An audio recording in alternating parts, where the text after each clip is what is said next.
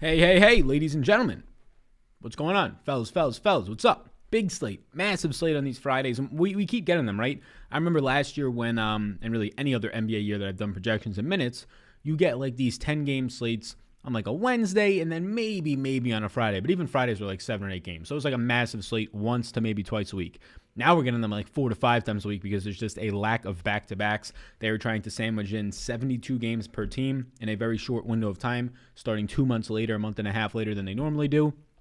No all-star break, just running right through this thing, right? So, we're going to have a lot of these massive slates, which honestly, it lends itself to everybody, right? If you're a pro, you can identify the better values. You can just have value to work with to get up to those double stud lineups that paid off in massive ways. People winning first place last night all over the place, high finishers when you had Luka and Jokic in the same lineup. It obviously helps that they both damn near have triple doubles in overtime. Getting those extra 5 minutes apiece definitely bump up all the bonuses that you're getting for double doubles. Obviously get you closer to, like 6 steals that Luka had as well. Just absolutely bonkers performances from both of those guys. But when you get the value to open up, like you did in Brooklyn, like you did on some other teams once Seth Curry got ruled out, he'll be out for a little bit of time. Yeah, it makes it more possible or much more possible. So, we're going to have a massive slate, but already a lot of news, already a lot of value since half of the Brooklyn Nets team, it seems like, and especially their big men, right? Robert Williams, Taco Fall night, if you will. I'm sure he'll be picking up ownership as he looks like the top value right now. Not the best play, but the top value, one of the better plays. But what's going on, everybody? Appreciate it. How y'all doing? Like, subscribe, do those things before we get into it. I saw some people talking about SuperDraft in the chat using the code SAL. Yeah, so if you look in the chat or in the description, like whenever you use, and anytime that I say the promo, it's just a free money bonus, 50% deposit bonus, up to $1,000 in a slow drip. But if you click that link, I guess I'll have to update the link. The link's been in there since like March, like since I became partners with them. So the promo that they used to have for like the first couple of months of our partnership was you get a free instant $10 match. The promo is now actually, in my opinion, better if you're going to put in like anything more than $20 because you get a 50% deposit match in a slow drip format. But yeah, you're still going to get the bonus of that free money, 50% back in a slow drip format. It's not the $10 instant though. So I guess I should change that on Twitter. I made a little disclaimer on it. But yeah, apologize for that. I just never changed. The link still works the same way, so you get credit for it. I just never changed the tweet itself. Posting to redirect to Twitter to avoid the big YouTube ban. But how y'all doing? Pretty crazy slate already.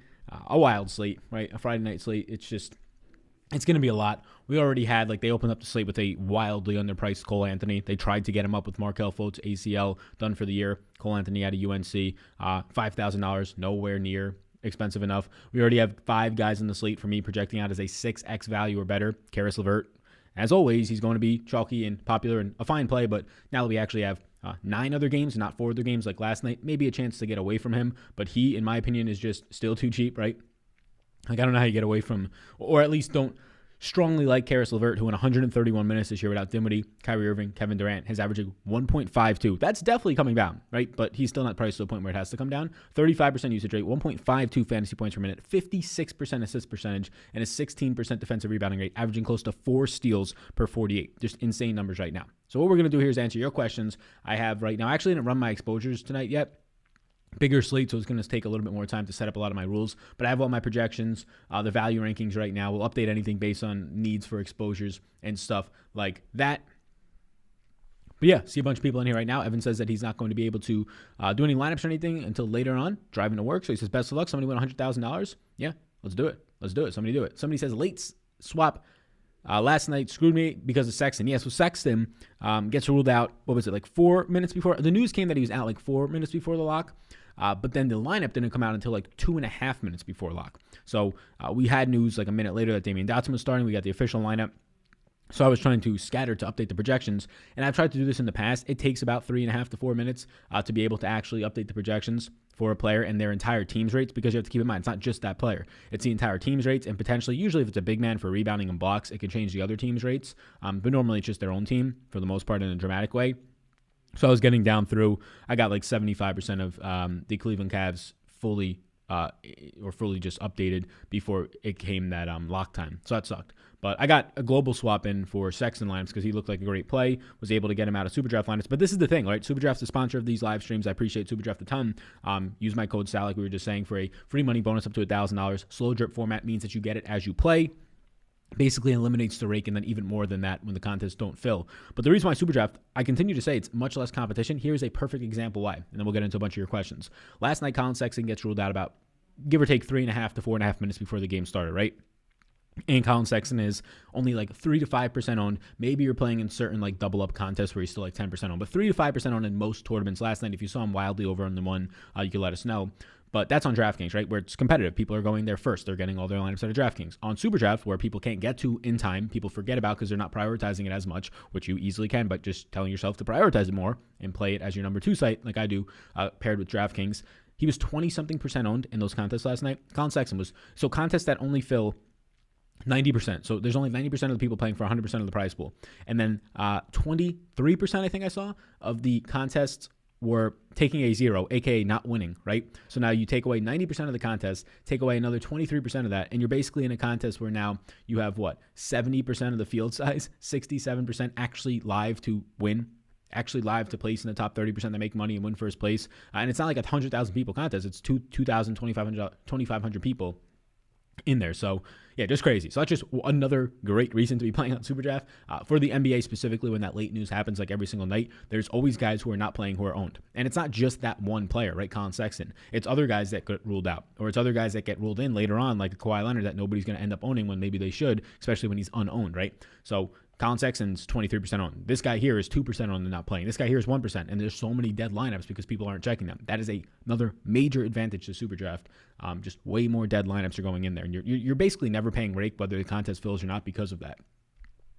But yeah, that's hopefully that explains some things. The one and only Sal Vetri, ladies and gentlemen, says Nate. What's going on, Nate? How you doing? Let's get this bread, says Jared. What's going on, man? Austin says, how you doing? How you doing, Austin? David exposing the motives. That's what it is, Sal. What's going on, man? Fellas.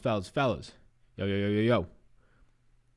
Somebody says, Sal, 402, but love it, but let's get this rolling. Yeah, I think I started the stream at 3:58, so I usually do 5 minutes to let people get in here, right? A couple hundred people usually get in here within the first 5 minutes, like 200 people or so. So we usually like to do that. We got like almost 300 in here right now, so I appreciate all of you. Evan, what's going on? He says, let's get it, fellas. Let's do it. What's up, Sal? First time catching your live feed, says Chico. Yeah, man. We've been doing these live feeds every single day during the week. During the weekend, we probably won't. We'll be doing Saturday and Sunday 10 a.m. live streams for the NFL playoff games, but we probably won't be doing them for the NBA until Monday again. But yeah, we've been doing them, I think, like 7 weekdays in a row now, every single day this week. I think 4 p.m. is a nice window. It's a nice window when a lot of people in the industry usually go on an hour before. Sometimes some companies like Awesome goes on 2 hours before.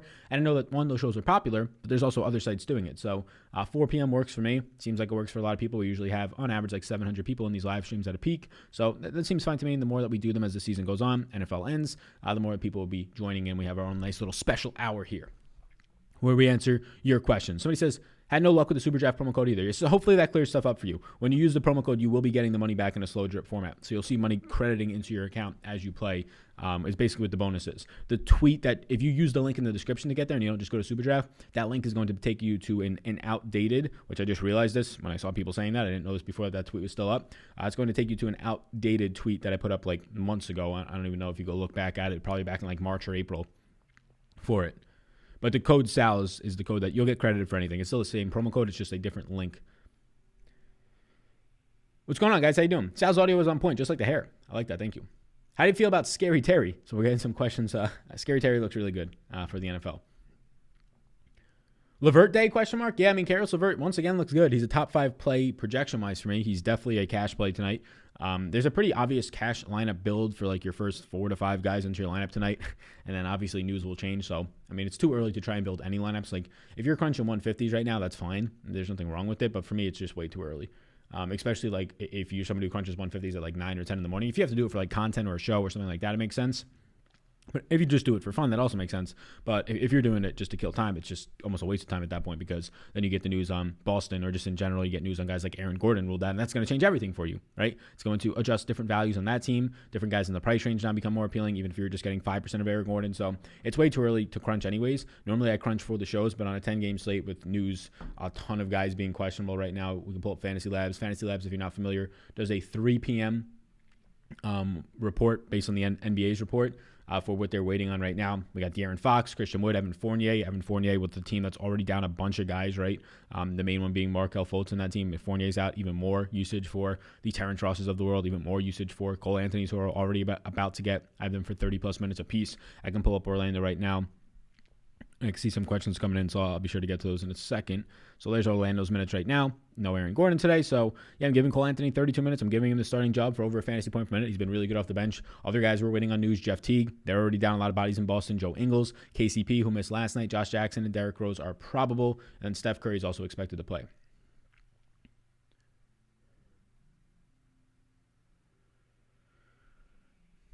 Let's see what we got. Rockets beat my Magic by 20 tonight, somebody says. Uh-oh. Somebody says, Sal and FTN are crushing it. Best stuff in the DFS industry, says Joshua Frick. Thank you. I appreciate that. Yeah, fade the noise, right? I don't know if Mayo, I know he's somewhere up in there. He has some sort of partnership with them. But, yeah, Pat Mayo, friend of the program. A lot of other guys that I haven't met over at FTN. Some guys I have. Some guys I've done shows with, like in the NBA with Fast Eddie Fear. Not really sure who else is over there. I remember a while ago over the summer, I saw a lot of stuff going out for a lot of people. Yeah, I mean, look, some sites, I mean, like if you're sites that are like RotoGrinders or Awesemo and you are a big company in this space that have a lot of contractors and employees, yeah, that's competition to you, right? So that makes sense. To me, I'm just like an individual here. I'm a one-man band, so I don't really feel like quote-unquote threatened. I just like to see that there's a ton of other people getting to do work in the fantasy, the betting, just sports media in general and get paid for it, for that to be their part-time job, their full-time gig, whatever it is. So yeah, tip of the cap to FTN and any of the other news sites. Fantasy Points was another one that came in this year. Any other news sites that are basically out there making money for themselves and their co-founders and stuff like that, but then also, you know, supporting people that are somebody with a wife and kids and that's supporting their family through fantasy sports. Like that's just crazy. It's awesome that that's possible. So yeah, shout out to FTN. I'd like to do some sort of partnership with them. I just don't know what it is, right? Normally it doesn't make much sense unless it's just like collabing on videos, which could be cool. I think I'm going to collab. I am going to collab on Monday night. We're recording at Monday night. I don't know if it's going to come out Monday night or Tuesday, but I'm going to be doing Rick Gaiman, Rick Run Good. I'm sure some people know if you follow DFS Golf. He has a YouTube channel. He's on CBS. We're going to be doing a podcast next week for the golf. The official opening was this week of golf this season, but next week if we're talking about like fuller field events. Where's the hoodies? Somebody says. Where do you get these hoodies right now? Link down below, the merch store. The Teespring store, the Big Energy merch store. These hoodies are on there. They're on there. T-shirts are on there. I have another design, the That One Dude designs that I got to put in there hopefully later today. But yeah, they're all in there right now, my man. What are the best contests to enter? Yeah, great question. It depends on what you're trying to do, right? So if you're talking about DraftKings specifically, anything on SuperDraft is good in my opinion right now. Everything is soft enough. A lot of the contests don't fill. Like I was saying earlier, people don't change out for the NBA, injured players. Like everything over there, just in general, having projections helps a lot more. It's like DraftKings 5 years ago where if you have optimal projections, you're probably going to be cashing over the long term on SuperDraft. But on DraftKings, I like small field events. So yesterday we opened up the contest, and I can open up the DraftKings lobby right now. Yesterday we opened it up, and basically what we were seeing was, I mean, there's some fields that were, look, it was like a $75 buy-in, right? So if you want to go even lower than that, you can. But $75 buy-in, there's only like 100 people in it or 75 people in it. First place is only like $600. So a lot of people want to target the prize pools that are 100K to first, but it's only $600. But that's the type of contest I like. Prize pools or contest sizes, even if the prize pools are lower, but the contest size is only like 100 people, because then I don't have to worry about the random person that goes off, right? The random, a couple nights ago, Juancho Hernan-Gomez, right? Juancho Hernan-Gomez for Minnesota goes off. I don't have to worry about the 1% of people that own him. That's actually like 100 and something people in these main contests, right? He's going to be 0% owned in like one total lineup in these smaller field events. So I don't have to worry about that, right? Your skill set is actually exemplified a little bit more. You don't have to worry about the randomness and the variance as much in these 500-person fields. So I usually like to play 500-person fields or less personally. I'll still play bigger fields than that. Like my 150 maxes have to go into bigger fields than that. But ideally, I like to get a lot of my action into single entry and 3 max small field contest sizes. Hey, yo, let's get it. Fern Loth in New York City donates $2. He appreciate that. He says, Sal, who's in most of your DK lineups tonight? My man, you super chatted, and I can't answer the question. Not that I don't want to. I have not made a single lineup tonight. Now, normally by these shows, I have crunched my 150s, but it's a 10-game slate, a lot of news out there, so I have to finish up making my rules. But yeah, I haven't made any lineups tonight. I normally don't make any like solid, my like single entry 3 max lineups I won't make for like another hour and a half until we get more news. And really, I won't solidify them until like 5 minutes before lock for the most part. But like guys who are going to be looking like really good values and be owned tonight, like Cole Anthony's going to look great. Daniel Tice and Taco Fall, now the big men, because there's no Robert Williams, and these guys are both very, very cheap. Taco Fall priced at the flat minimum, and now he's going to be arguably out there for 20-plus minutes, right? Karis LeVert, you have Blake Griffin at $6,000 tonight. He's in play for me. So like guys that are in my player pool as yeses, since you donated, I'll try and touch on some of them. I currently have on this massive size of a slate yeses that are in my player pool, 20 players that are yeses. Some of those guys up top, Taco Fall, Daniel Tice, Karis LeVert, Jason Tatum, Brandon Ingram, Blake Griffin, Cole Anthony, like that will be starting to be the player pool. Like these guys that are all yeses, these guys that are like 20 yeses, X's can still get in there, maybes, that is, if you're looking on Patreon right now, if you're following along.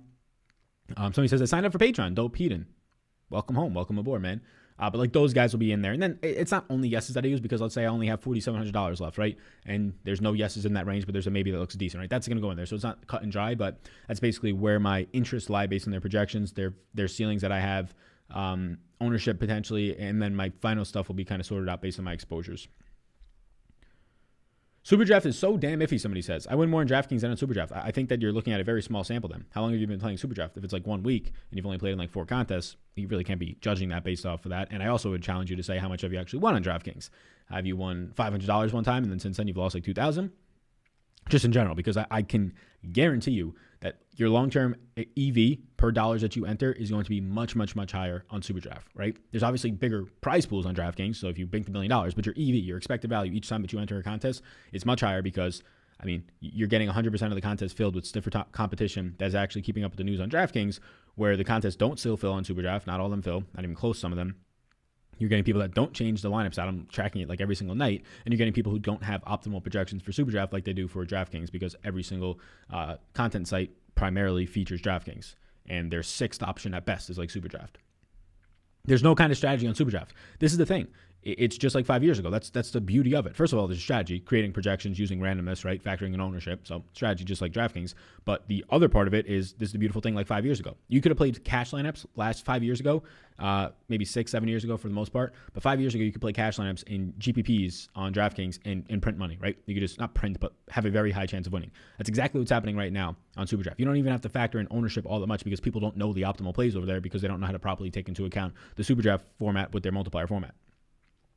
Somebody says, all the dollar rooskies. Yes. Thanks, Sal, to you. Thanks, Sal, to you and FTN. I've made 30x the past 5 days. Hell yeah, all the dollar rooskies. Love to see it. Who are your favorite sub 4K value options tonight? Probably under $4,000, Taco Fall. And then a lot of guys in Orlando are going to stand out there. They're all kind of like fluky wings, so I tend to avoid those guys. But Taco Fall is going to look really good. You get guys like James Ennis and Gary Clark and Dwayne Bacon all from Orlando tonight. They only get even better if Evan Fournier is out, right? So they all look like pretty solid options. I would prefer Gary Clark over all of them right now, all 3 of those guys that I just mentioned.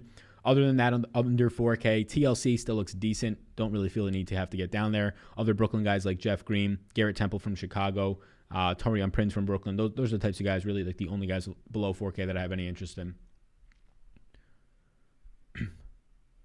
Somebody says, nice hoodie. Thanks. I appreciate that. It's tough. Nice. Thanks.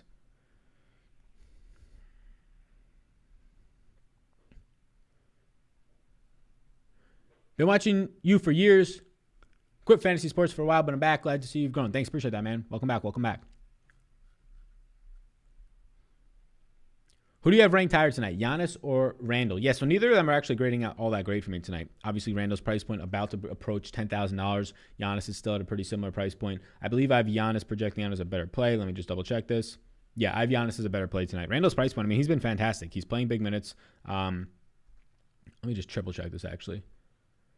Randall I have as my 50th overall. Actually, no, I have Randall higher. I have Randall as my 50th overall play, and Giannis is my 58th. Randall's just playing big minutes. They're both in my player pool right now. Neither are priorities for where they're at right now, though.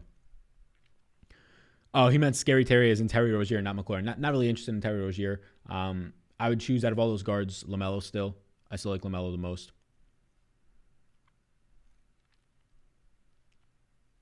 Are you setting any limits on Celtics? I'll set groups. I won't set a limit to say only get me 4 guys from this team. I can cancel out those lineups if I get something, but I'll set groups. Yeah, like I only want one of Taco Fall and Daniel Tice. Now, Taco's cheap enough, so maybe that's not needed. I haven't set the finish up groups yet, but they play the same position. They'll cut into each other's minutes. But yeah, I still think there'll only be probably 2 of them out there, but I'll set groups, yeah. I'll set groups on. There's really not any value like Semi Ojeleye and Grant Williams and Edwards. I'm not going to be playing those guys, so it really comes down to setting some sort of group between Taco Fall and Daniel Tice to only get one of them. Again, Taco Fall is so cheap that if Taco Fall scores 20 and Daniel Tice scores 38, that's very much possible because Taco Fall can score 20 in 15, 16 minutes of play tonight, right? So, and that doesn't have to affect at all what Daniel Tice is doing if he plays 28 to 30. So I actually probably won't set that rule. I probably won't set that rule, and I'll just keep in mind how much of each of those guys I'm getting to then determine that. I like Serge Ibaka over Blake Griffin tonight. Yeah, I'm going to take Griffin there. His minutes are slowly, I think, going to stabilize now off of this concussion. I have him for, I believe, 31 minutes tonight for Blake. Or do I have 32? Let's pull up Detroit. I have Blake for 32 tonight, so he looks pretty damn solid. Second most minutes on the team right now. we'll end up seeing what happens with some of these other guys like Josh Jackson, which I don't really think it'll affect Blake a little bit more if he's playing against somebody else that's terrible out there. But yeah, SGA or Kyle Lowry. I'll go with Lowry tonight. Yeah, I'll go with Lowry barely. Lowry's my 13th overall play. SGA is my 18th. So they're pretty close. Or Lowry's my 13th. SGA is my 15th. So pretty close.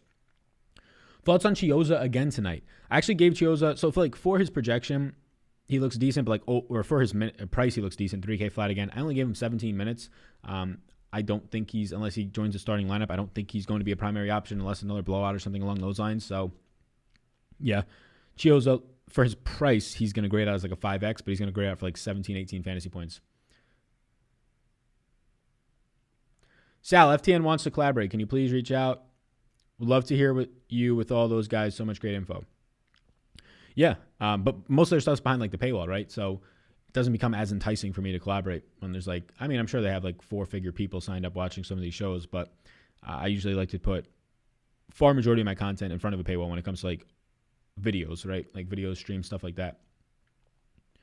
Can you shout out a couple of your top super draft plays? Get me those dollar Ruskies, somebody says. Yeah. So keep in mind, like the super draft plays, this is like cash lineup type builds, and you could still cash pretty high with these. If you're using any type of an optimizer, using randomness is going to be very beneficial to you, because a lot of the times in super draft, like you can see tonight, like there's two guys who stand out projection-wise, Cole Anthony and Karis LeVert. Cole Anthony is a 2X multiplier, and Cole Anthony is now a full-on starting point guard for a team. He's going to play 30-plus minutes, so those two guys look really good. They're very similar to DraftKings, so people might know that, but still.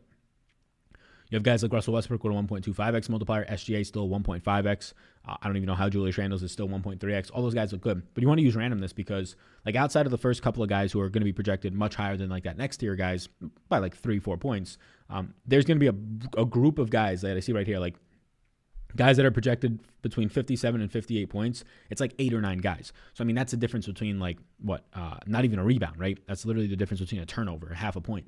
So what you want to do there is just use some randomness so that you get a good amount of those guys, so it doesn't just take the highest projected one by like a half a point and you only get him and 10 out of 10 of your lineups and not the other guys that are all within 0.3 points of him. So randomness is really important on SuperDraft because it allows you to just get a little bit more spread out. It's important on any DFS site, but especially on SuperDraft where your optimizer is going to take the guy who's projected for like 0.3 more points, even though there's like 6 guys projected within that range.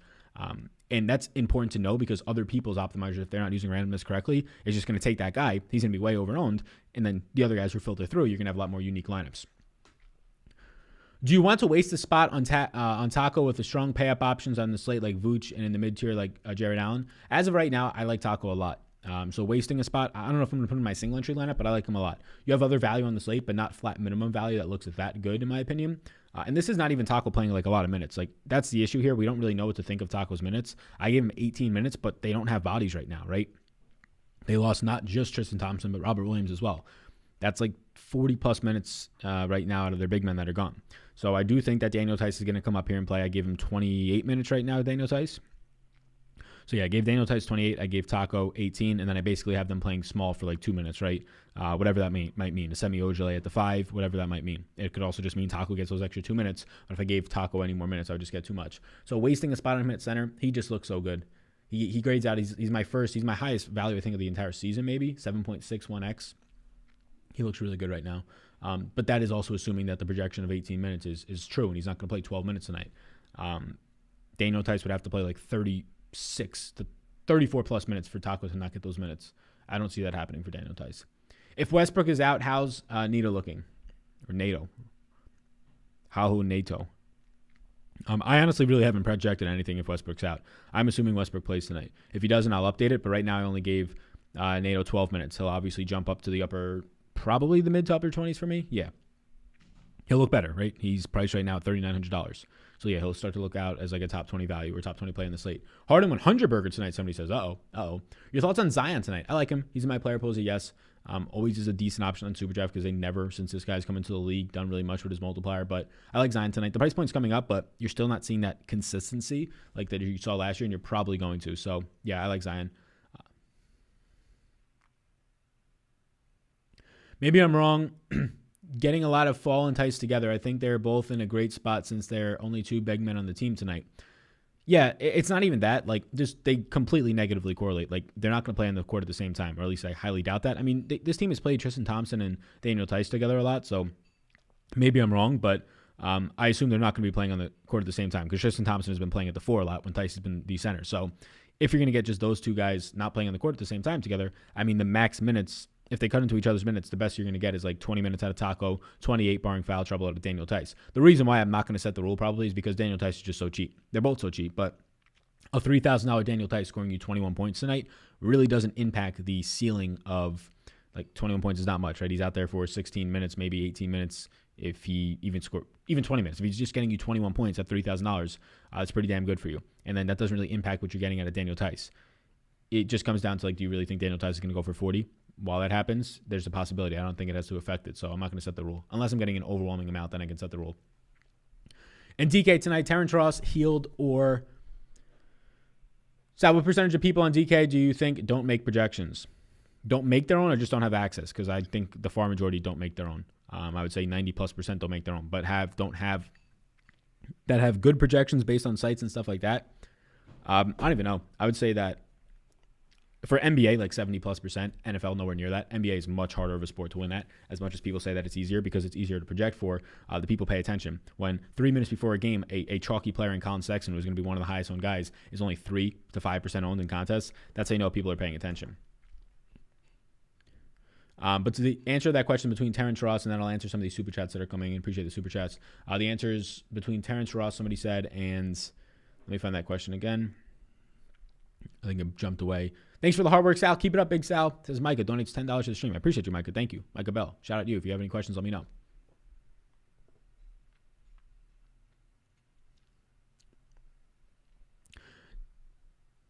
What's good, Sal? Appreciate you, brother. Would like to apologize for the back and forth last night on Patreon. No problem, man. No problem. Hopefully my Ravens come out on the top this weekend. Best of luck to you. That's the toughest game this weekend to kind of either handicap. Like, I didn't put any action from a bet on that one. That's a tough game to try and, like, see which side that goes between Tennessee and Baltimore. The line just looks too efficient. Somebody says one-man band. Hey. Superdraft is way easier. DK is harder. DFS is hard. Yeah, I mean, you also have to look at the sample size, but there's no doubt about it right now that the softer site to win at, if we're talking about ROI-wise, not overall money, because obviously the $1 million on DraftKings and all these big prize pools, but the softer site is no doubt the one that doesn't have contest filling, that has overlay and rake-free contests some nights, that isn't as active in terms of around lock time when you have to take people out of your lineup. What is your strategy on Superdraft? I mean, like I said, 5 years ago, you can just run cash lineups, and you can still do it in like WNBA into GPPs and win money. So you don't have to have much of a strategy, but having an idea of ownership still matters, and using randomness is extremely, extremely important. That's the biggest piece right now for Superdraft. Obviously, ownership is going to become more important when people actually start to discover the better plays, but people aren't taking the time to actually make proper Superdraft projections. And when 30% of the player pool every single night is just dead money before the contest even starts, you're lucky if 4%. You're lucky if like 2 to 4% of the DraftKings player pool is dead money any single night in the NBA before the contest even starts. Like a guy getting a 0 in their lineup because they didn't change something. When 30% of the Superdraft player pool is that either they have zeros in their lineup from not taking people out, and or the contests just aren't filling by 90% of the field's filling, so 10% is just free money, right? Yeah. You don't need to have much of a strategy over there right now. That's why when sites like Yahoo 2-3 years ago open up and they're giving out rake-free contests and 50% of the prize pool is going to make money, you take advantage of that, right? And they only do that for a certain amount of time because it's a promotion. When sites are soft out there, you have a ton of upside. Fantasy draft was the same way. Wasn't as much in the beneficial is the word to say, I guess, or value spot as Superdraft is right now because there were a lot of people over there. But when fantasy draft first started up, RIP, Monkey Knife Fight bought them out, I believe. It was the same exact thing. Just people. It's the third or fourth priority for them when they're playing DFS. They make a lineup. They forget to change some stuff out. They don't have the time to change some stuff out. A lot of upside. If Christian Wood is out, Boogie a great value at 5,100. Boogie will look good at 5,100, yes. Nowhere near the same value as he was the other night, but yes, he'll start to look good. He'll project out for 5+ X value, probably closer to 6X. Gently tap that subscribe button and caress the like button for Sal. Thank you. I appreciate that. If Fournier sits too, I want to see a Vooch triple-double. Yeah, I mean, Vooch will look even better. Vooch just looked a lot better once we get the news on Aaron Gordon out by a couple points, so yeah.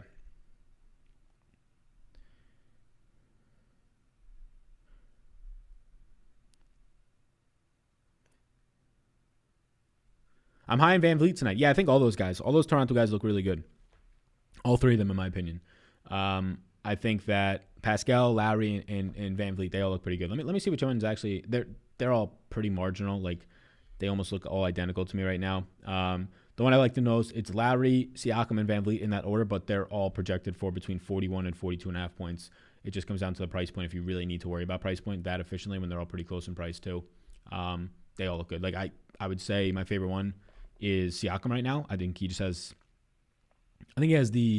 honestly, they all have similar ceilings and floors. It just depends on whose night it is. Just playing closer to the basket, I think it's a more consistent approach to get to the ceiling there. Somebody says, too much hate for Super Jeff in here, but I'm cool with less competition. Stay away. Yeah, we got the same guy like Rokun, just trying to poison people's minds. He probably played like $20 in Super Jeff one night, lost. Now he's real mad. Just got in here. I have Patreon, but I think it's only for NFL because no NBA gets posted. But what's your top Super Jeff play? Yeah. So if you only have for NFL, it's going to be separate unless you're in the all sports package. Then you get NBA and NFL. But yeah, NBA projections were posted today around noon, I believe. But if you're in the all sports package, reach out to me on Patreon. But you'll be getting access as long as you're in the proper tier. Top plays in Super Jeff today, just projection-wise, are Caris LeVert and Cole Anthony right now, based on where we're at right now. Who looks like your favorite pay-up option for tonight's GPP? Yeah, we have so much value that paying up is probably something that you're going to be wanting to do. It's going to be something that makes a lot of sense to do.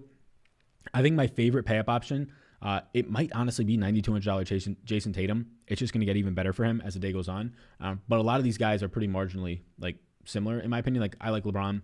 We'll have to see what ends up happening. If he gets late scratch or whatever's going to happen tonight if he ends up playing. Tatum's going to be owned, so that's the one thing that makes me hesitate on Tatum. He's my favorite option, but it's the one thing that makes me hesitate on him. I like Vooch right now. I like Kawhi.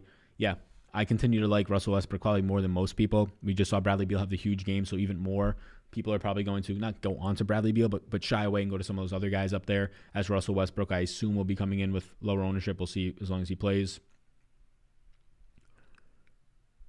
But yeah, I think that's kind of where I'm at. Jason Tatum will pick up ownership, but Tatum, LeBron, Kawhi, Westbrook, those guys up there. I mean, Giannis is always fine, but there's so many guys around him right now that I'm not going to have a lot of my exposure onto one guy. Like Julius Randle is an easy guy to get away from. For me, Bradley Beal is as well. For me, Steph is as well at that price point. For me, so is Paul George at that price point. So I can kind of filter out some guys, but I have a lot of ownership towards all those price up guys because there's just so much value. It's an easy start and scrub slate, in my opinion. But a really strong mid-range, whether it's the SGA, the Toronto guys, the LeVert, the Brandon Ingram. You can even go down a little bit more to the Utah guys and Rudy Gobert and Mitchell. Really strong. Are you seriously playing Clark tonight? Gary Clark, as of right now, it looks like a good value. I'm not going to have overwhelming ownership to him because there's just better positional value. But if Evan Fournier is out, I'm sure I'll have some Gary Clark, yeah. Okay with 3 Boston players? Yes, sir. Yes, sir. Sal, what's up with Tice? Cole Anthony and Taco, too much for one cash lineup? In cash, I probably just want one of Tyson. Yeah, you can get them all in cash. It's fine. Yeah, I think that's fine. I don't think that Cole Anthony is like a floor play. I think Cole Anthony is a medium projection to ceiling play. I think that he has 40 to 50 point upside, Cole Anthony. I think that his medium projection is well above 30. So, yeah.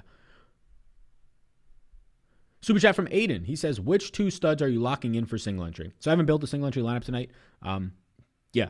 So I get these questions a lot. Like, who's your favorite play tonight or who's your 2 locks tonight? NBA, I mean, no DFS board is like that unless there's a clear and obvious value. Like Caris LeVert yesterday, Caris LeVert a couple slates ago, like a week or week and a half ago when there was no KD and Kyrie. Like the clear and obvious values are owned today. It's like Cole Anthony, it's Caris LeVert, it's Daniel Tice, it's Jason Tatum, right? So like those guys look good. Pay up options that I'm locking into single entry tonight. It depends on what the rest of my total lineup ownership is. It's way too early to tell. But guys that I think look good, Caris LeVert, right? These own guys, other guys that are not going to pick up as much ownership that I do like. Oh man. I just opened up FaceTime by accident. That's not what I want to do. Let's see if that had messed up. Yeah, it did. Look at this. Look what happens. It turns oh my God. It makes everything insanely gained all over the place. Somebody FaceTime, my sister tried to FaceTime call me yesterday. I just opened it up by accident instead of clicking on this other tab that I need. There we go. I think that I like Blake Griffin more than other people. I'm projecting him probably for 2 more minutes than most people just based on what happened in that last game. Could be a lower owned guy that gets into some of my exposures because I don't think Blake Griffin will really be picking up. Let's see where he's at right now. Yeah, no ownership. I think there's a pretty sturdy floor there and big ceiling for the price point of $6K flat for Blake Griffin. And that only gets better if guys like Josh Jackson would be ruled out or Derrick Rose. They're probable right now, but yeah, but stud options, let's just say above 10K. The guys that I like the most above 10K right now are going to be LeBron. We'll say above 9K. They're going to be LeBron, Jason Tatum, and Kawhi Leonard right now. And Nikola Vucevic will probably get into that category if and when Evan Fournier is ruled out. But good question. Tristan Thompson says 0 for out. He says 0 minutes. Tristan Thompson has 0 minutes. Tristan Thompson is out tonight, yes. COVID related. So Tristan Thompson is no longer in my exposures. He is out. Jeff Teague will be the other Boston player tonight to keep an eye on. He is going to be questionable.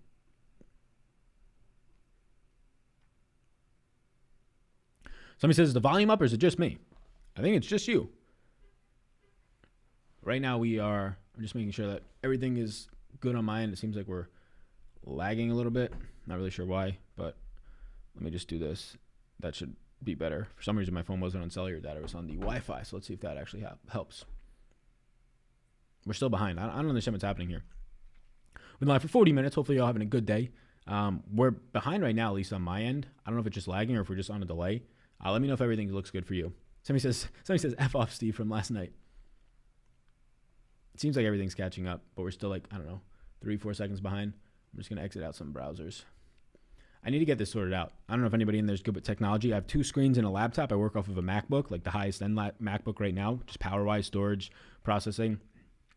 I don't even have the second screen hooked up because that slows it down. But for whatever reason, once I got the new mic and now I use another screen, we're all on pace right now. Everything's good on my end. But it slows down the laptop a ton if I have like multiple browsers open with all this other stuff. Fading Tyson Chandler just because of his gross beard. Saw a spicy nugget in during his last game. Uh-oh. Giannis MVP tonight? Nah. Hit that like, y'all. Hey, somebody says, poor Steve. Uh-oh. I saw Sexton was only on pace to be like 12 to 15% owned last night before getting ruled out. Yeah, all the latest ownership, like sites that I actually trust at least, some mock-up stuff that I have as well, like 18 to 20+%. But he was 20+% owned on Superdraft alone. So, I mean, he was going to be a great play in Superdraft. Sal, would you pick Wall or Booker or Lowry or Zion tonight? I'd be picking Lowry tonight out of those 4. Lowry, Zion, Booker, and Wall, probably in that order. Load up on Halliburton if Fox sits. Yeah, he'll look a lot better. What's your DK name in Superdraft? My Superdraft name is just my name, I think, Sal Vetri. It's either S Vetri or Sal Vetri. DK is, I believe, SallyBoy96. Thanks for the content. Thanks, Sal. Been watching you for the full NFL season. Great content. Let's hope for a good NBA run. Yeah, man. Best of luck. Best of luck. Keep the same strategies up. I mean, NFL is a little bit different from a stacking standpoint. I enjoy that part of DFS, just the correlation. But especially when the field like is nowhere near as caught up, so you get like you don't have to really worry about ownership if you stack properly. But yeah, bring it on over to NBA, man. Keep the same contest selection going, same bankroll management strategies, right? Not just having like $100,000 to play with and just kind of flowing it in here and there and not really knowing what you're doing. What gets measured gets managed in all facets of life, budgeting for your real life, taking out your debt, whatever it might be, and DFS as well. Do you like Bradley Beal tonight? I probably won't. No.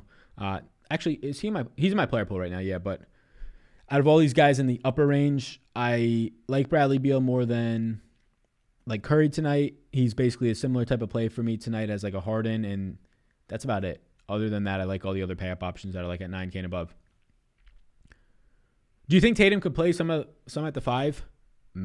If they go small ball, maybe at the 5, no, he's not going to like post up against the other team's center. But if you're talking about positionless basketball, which is basically like half these NBA teams at this point, yeah, I think so. I think for like 5 minutes, but yeah, at most. Okay, starting Taco and Theis together. I'm not going to be doing that in my single entry lineup. If you're playing one lineup, I'm not going to be doing that because if I want like every single guy in my lineup to be able to score, on average, like 30+ points. I don't know if both those guys can do it together. In 150s, I think it's okay, where I can have some other types of outcomes happen. But in my single entry lineups that I'm going to be trying to play in like those 500-person fields, I don't feel the need to do that. I think it's closer to floor than ceiling. I'm still going to ponder if I want to set that rule to not get both of them. But the flat minimum, Taco fall. And he's like Boban levels of fantasy point per minute when he's out there. So I'm okay playing them both together. I'm not going to be doing it in my like main single entry in my 3 max lineups tonight. I'll have it in 150s.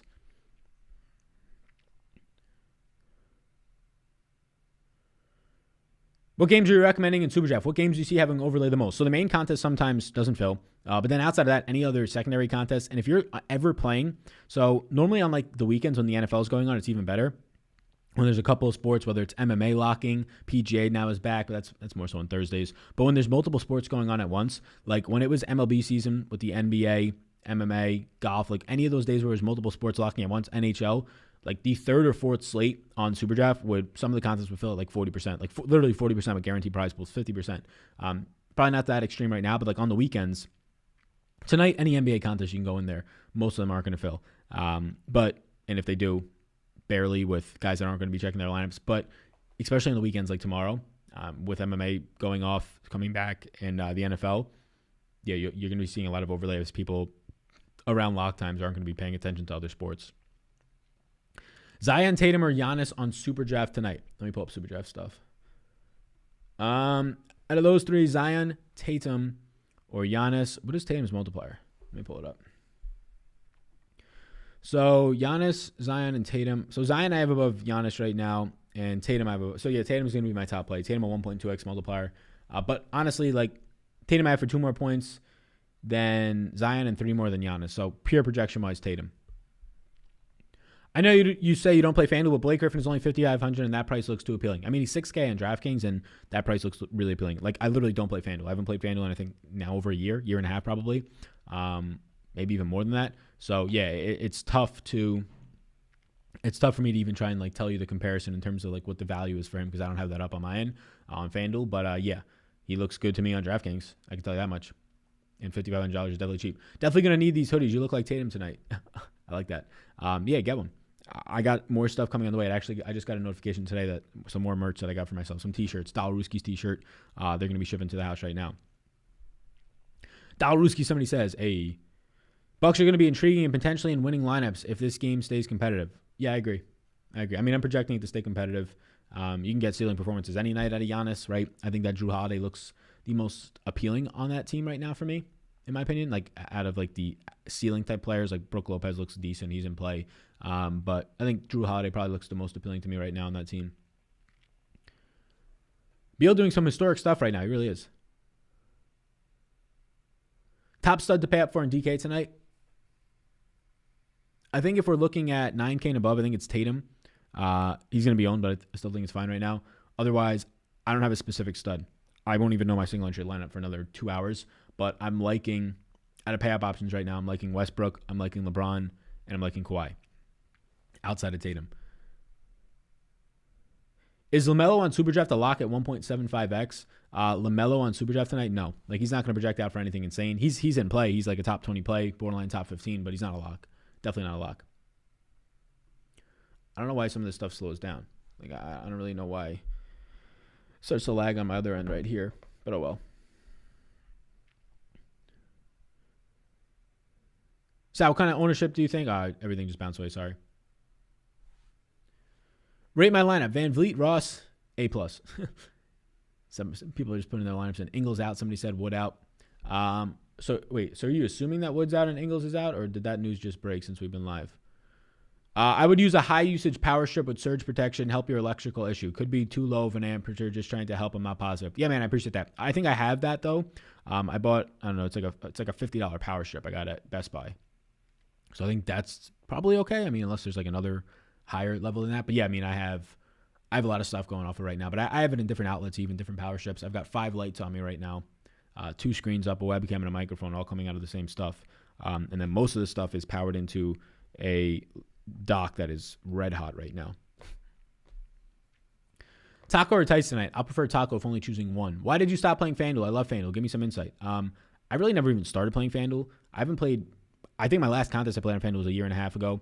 And that was just like a one-off contest probably for a promotion or something. I haven't actually consistently played FanDuel in 3+ years. For me, it's probably me getting sucked into DraftKings marketing. Just one of them got me, right? I mean, the same way that if somebody only plays FanDuel. But then there's also like smaller stuff that I just don't like about FanDuel, right? It was like a year and a half ago that they released that they're going to be taking like $3 to $5 out of your account for every month after a year that you're inactive. So it's like I'm a little bit skeptical if you have to be taking people's money out from their accounts at what your financial state is, if that's a way for you to make some revenue, right? Finding them for inactivity on their DFS accounts.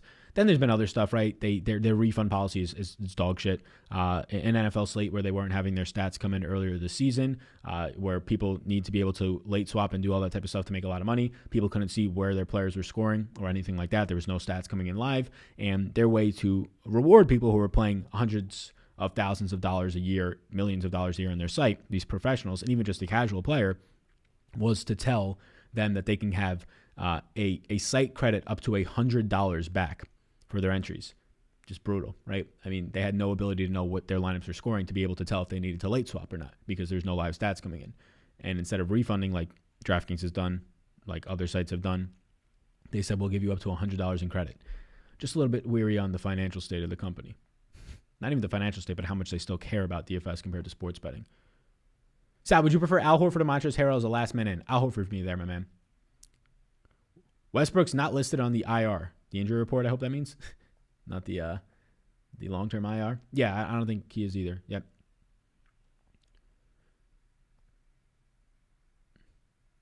Do you have projected ownership for Harden and Middleton? Yeah, I assume that they're both going to be, especially Harden, relatively low. Let's pull it up right now.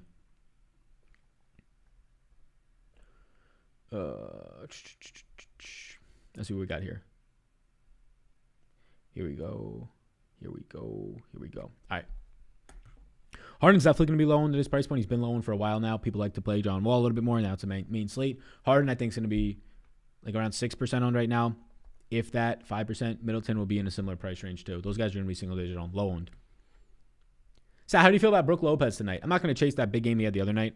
I'm just not, but I think he's okay, but he's going to be unowned. You might not even see a 1% ownership number by Brook Lopez's name. Yet it's not really playing much of the minutes. I think his point per minute production is going to come up, not as much as the last game. He's in a player pool for me right now, but he's definitely not going to be somebody that I prioritize tonight, especially now that we have value in a lot of other spots already opening up on the slate. Lopez currently, as it stands, he's in a player pool for me. Let's see what I have him at. Yeah, like everything just slows down so much more now. I don't get it. I really don't get why everything slows down so much more. I think, excellent connection, everything's saying. So, it must just be on my laptop's end. Any chance both Ball brothers ball tonight? Yeah, there's a chance. Sal, do you trust Eric Bledsoe to get 30-plus DFS points? I do not. Not right now, no. Somebody says, I don't see you on DK. SallyBoy96. What do you mean you don't see me on DK? Wanamaker in play today? No, I gave him, those minutes could come up, but I gave Wanamaker right now, I think 16 minutes of play. Where's he at? Mr. Bradley Wanamaker.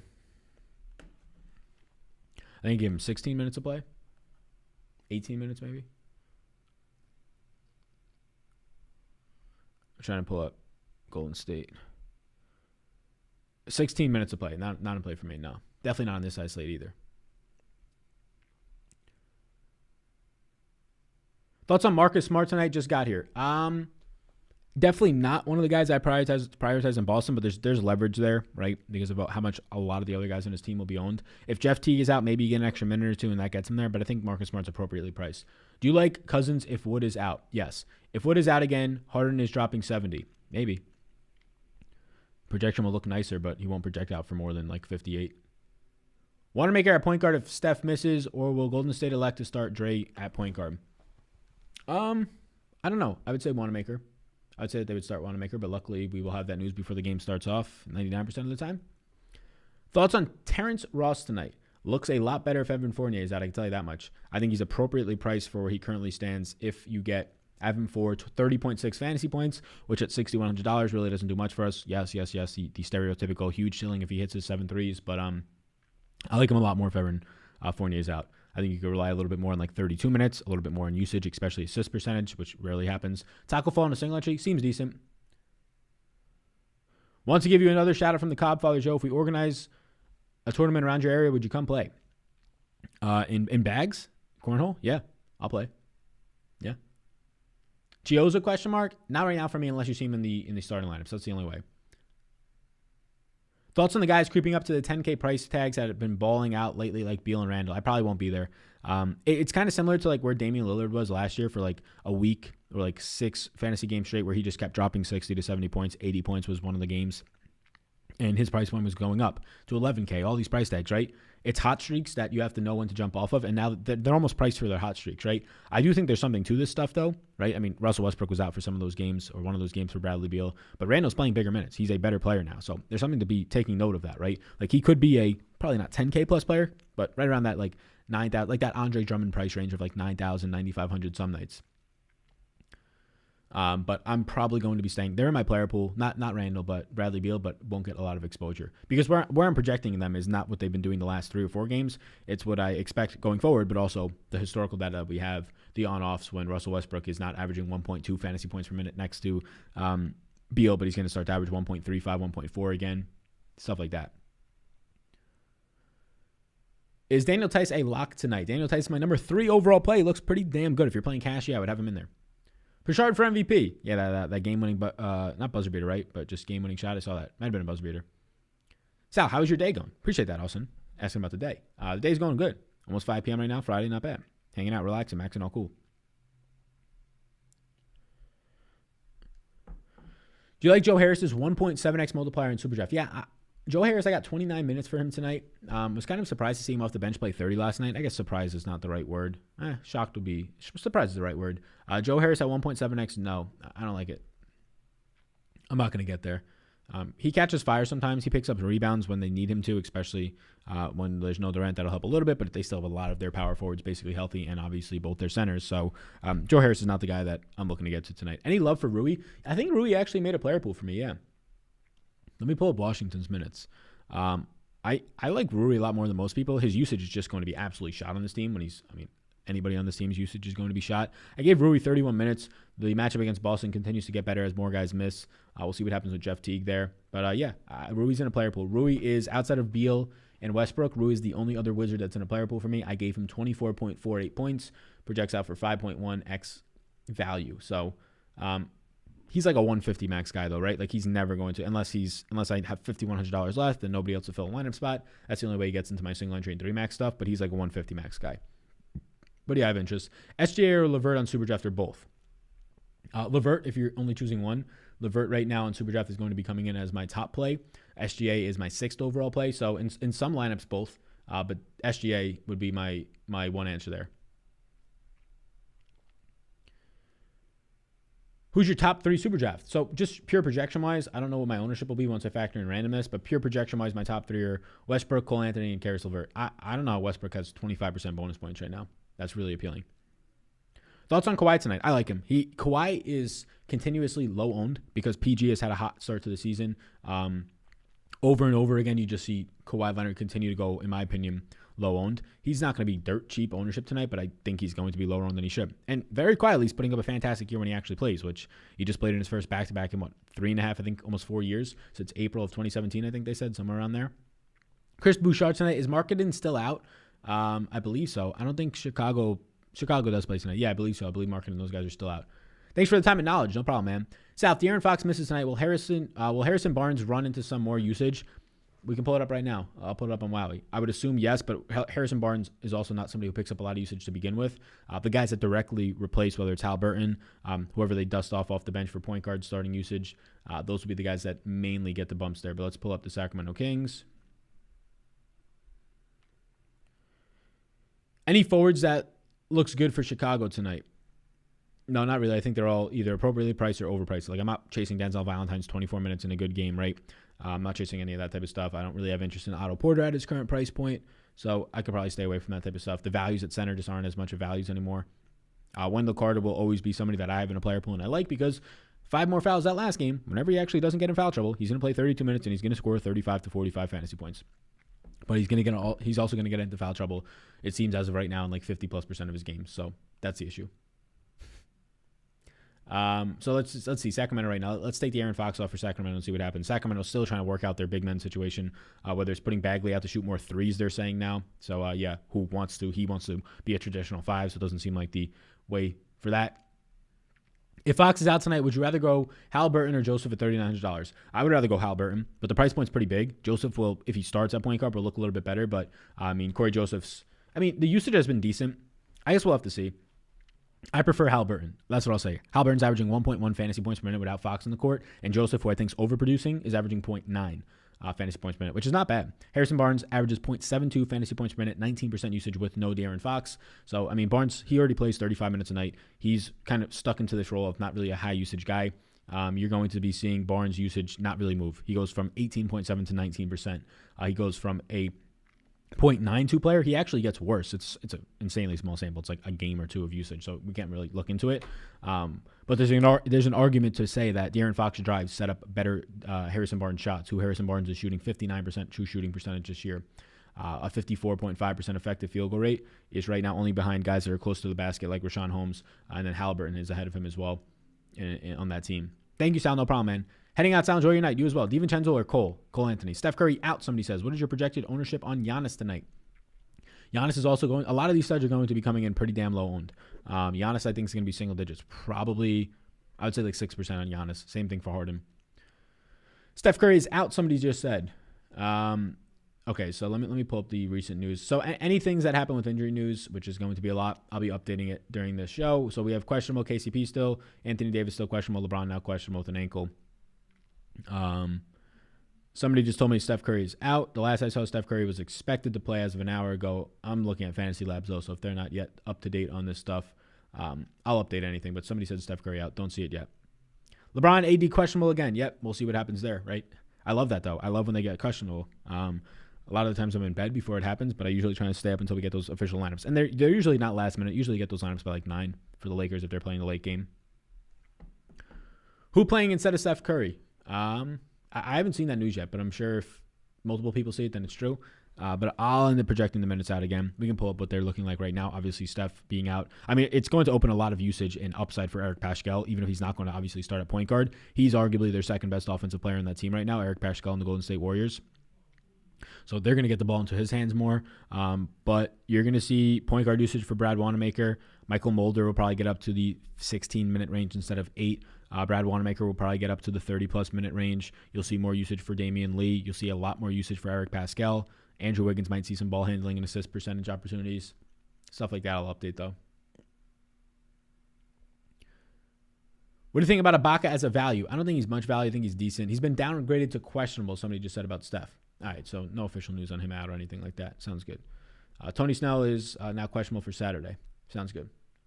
That doesn't really matter. Just want to make sure I didn't miss any super chats. I'm going to scroll back now. Nope, didn't miss any. We have Aidens. We had somebody else earlier. Appreciate that. Is Bruce Brown a safe play? He's definitely not for me. Somebody says end of season. Uh-oh. If Evan Fournier is out, he'll look a little bit better, but not much. Somebody says you're definitely lagging. Sound just unsynced. Yeah, I can see it on my end. We're like 4 seconds behind. I don't know what's happening. Let me know if it's still happening. It's kind of annoying. Yeah, I really don't know what's happening. All connection on my end looks fine. I don't know why this happens like this. Apologize if there's any type of a lag tonight. I'm going to have to try and see what happens here. Definitely not buying a desktop, but it's a lot of stuff just plugged into this thing, but this is the worst it's been. So I don't know what's happening. I don't know if it's streaming at the same time. I really don't know what's happening. Looks good, but audio is desynced. Okay, cool. Sounds delayed from the picture. Yeah, it's annoying.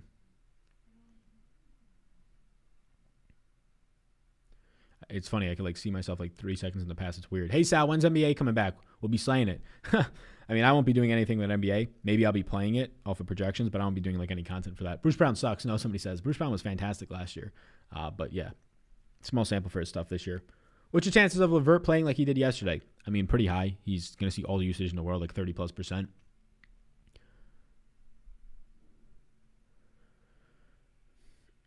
Steph's downgraded to doubtful on Fanduel. Yeah, I would not be trusting anything that Fanduel or DraftKings site as themselves kind of post out there as news.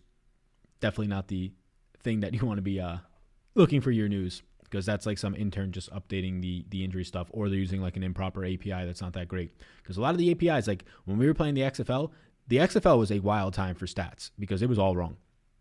They gave a guy who had like a 5-yard catch a 58-yard catch in a game. Never had it. Right? I was tracking all the stats. I watched all the games. Never had it. I was running my own charts. Never had it. Reach out to FanDuel and DraftKings. Crickets. Right? So some of their APIs are not the best at times. I know that happens in smaller sports as well, like tennis. MMA at times it happens, but now there's a lot more attention on MMA, so I doubt it. Somebody says, literally dealing with the audio lag in my videos. Yeah, my stuff in like recorded doesn't get hurt. It's just I have a lot of stuff plugged into a laptop, and I could hear this thing like heavily breathing, the laptop. But yeah, it's normally not an issue, but I just got a new mic, so it's another thing that's plugged into the whole setup that I have here. I have like a second screen over here that I would love to use, but I can't even use. It just lags everything.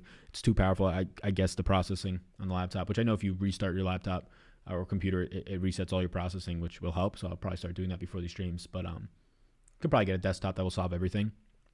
Just getting a desktop Mac, so we can go with that. Tatum or Randall? Tatum for me. Halliburton for the late night hammer. Yeah, I put Halliburton in the other night when he was like questionable / doubtful, and then got ruled in like 2 or 3 nights ago, and he put up like 40 points. It was fantastic. He was like solo owned. What are the odds LaMelo is a lock?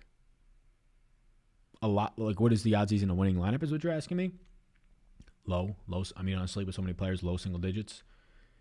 Somebody says, maybe hit a roadblock. So, Lee, are you talking about live streaming or are you talking about just recording? If you're talking about just recording, it has to be your processing, I would assume.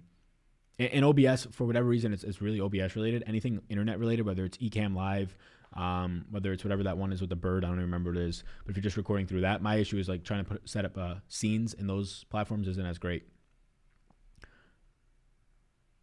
Doing a DK transaction fixed the lag for me. Go figure, somebody says. PJ Tucker ever going to blow? Ever going to blow. I don't know what that means. Not going to blow, you mean? I mean, in DFS, he's not great, but he's a fantastic real-life player. Somebody says it's like watching a Bruce Lee movie. LOL. You don't like Paul George tonight? I think he's okay. He's in a player pool. I prefer Kawhi. For $100 more, definitely prefer Kawhi. Do you prefer Bacon or Anthony? Cole Anthony or Bacon? Cole Anthony by far for me there. Wait to get the putback versus Miami the other night. Go C's. Hey, Sal, great content. In order of position, do you fill out your single entry lineups for DK? In what order of position? Depends by the day. Like, there's no like strategy for position. I like to get as many big men into my lineups as I can. So small forwards that play power forward and starting at power forwards that are actually centers, right? Centers that are centers, right? So ideally, I like to get guys that are big men because centers, if you pay attention, historically score in every single week and every single night, on average, the most points in DFS, right? High usage point guards would then be next. So I try to do that, but I'm not forcing it. It depends on the slate. So like tonight, I'm going to try and start my lineups with guys like Cole Anthony, guys like Karis LeVert, and I'll build from there. And if I can get a lower owned 2 guys in my lineup, my single entry lineup, I'll be fine playing that chalk. Because you have to play chalk in NBA. It's so easy to project. Easiest compared to the other sports, the median outcomes, because there's not crazy event situations like home runs or 50-yard touchdowns that sway the variance so much. A 3-pointer is the biggest variance you're getting in an NBA game. And, I mean, for specific players, on average, that's happening 2 times a night, right, for a specific player. So, yeah, you don't have to worry about that as much. You like LeBron over Giannis tonight? As of right now, yeah. But he's questionable now, LeBron, which is going to sink ownership even more. Giannis will probably be like 12%, 10% owned at most. I think Giannis probably comes in more times than not on this slate, like 6% owned. But now with LeBron being questionable, maybe that bumps up to like 7. Dave says about the Cobb. Yeah, Dave, I answered. I said, yeah, I'd be interested in playing cornhole for sure. Joe Harris or Halliburton? There's no Curry worry you about the Clippers guys in a blowout? Yeah, it's definitely more possible, but I'll just still go with projecting it as if it's not going to happen. Yeah, processing problem or weak internet, I've heard. If you're live streaming, both of those, yeah. If you're just pre-recording, the internet won't matter if you're using like OBS, unless you're using like an online platform to record. Sal, for a lineup, Lowry, DiVincenzo, LeVert, Griffin, Alexander, Temple. Yeah, I'm probably not interested in having DiVincenzo and Temple together in a single entry. Boogie, not a good play. We'll probably foul out tonight if Woods is out. Maybe. Maybe not. He can foul out and still score 40 points. Thoughts on Chris Bouchard? Looks decent. I'll say that. Looks decent. On this massive of a slate, nowhere near as much interest. 5-game slate, yeah, a lot more interest. Let me see where I have him at right now, actually. So let's do this. Let's pull up Mr. Chris Bouchard. I like a lot of guys from Toronto tonight. None of them are like standout obvious options, but they're all pretty solid. Like, I'm not shocked to see a Toronto player in a winning lineup. I have Bouchard for 25.83 points at 5K flat. Yeah, like he's getting to a price point where he's appropriate right now. How much exposure to Taco Fall do you have? Yeah, so earlier I mentioned I didn't run any exposures yet tonight. 10-game slate. Normally I have them by the video, but a 10-game slate, a lot of news bouncing around. I have to finish setting up some rules for tonight since we have some weird stuff already happening like Boston. So I don't have any rules I don't have any rules in place to know my exposure. I assume I'm going to be above the field right now. Unless we get more news that something else happens. I probably won't have Taco in a single entry. I'll try to avoid it as much as I can. Ken Birch, with all the injuries, I don't really see right now Ken Birch benefiting from these injuries so far in that team. I didn't give him any additional minutes. Guys like James Ennis, some of those wings get more minutes from me. Bacon, Clark, those guys. Tatum and Fall in the same lineup seems fine. Horford or Halliburton? Well, if Fox is out, we're definitely going Halliburton there. But let me see what my exact projections are on those two guys. Oh. Let's type in Hal, not Hay.